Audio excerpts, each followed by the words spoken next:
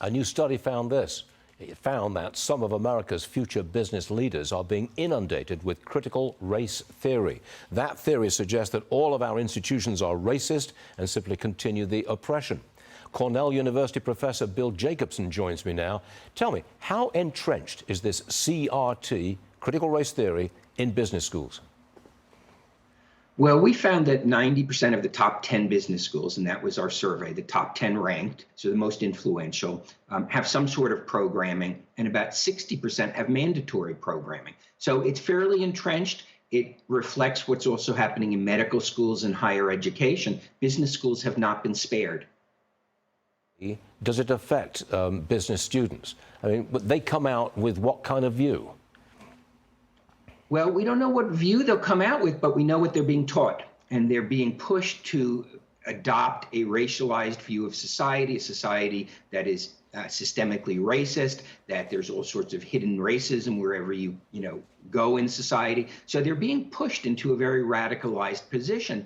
That has potential implications for our society because these are the people who are going to run corporations. And as we've seen, the college graduates go on and they turn their corporations into just as woke as they were in college. So I think this is a real threat to the business environment that is existing, and one that is underappreciated.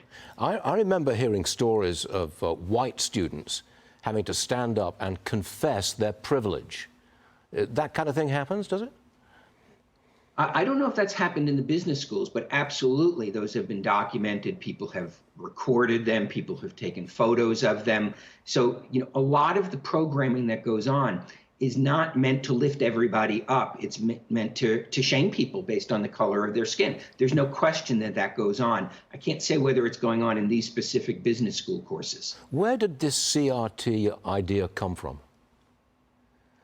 Well, it was about 30, almost 40 years in the making. It developed from what's called critical legal theory, and it's a theory that our system is inherently corrupt, that the legal aspects of our society are meant to reinforce these systems of power. And sometime in the late 1980s, people began to substitute race for the old Marxist class analysis. So CRT is basically the Marxist class analysis substituting race for class. And it's been something that's caught on, and it really started on the campuses, and now it's moved outward.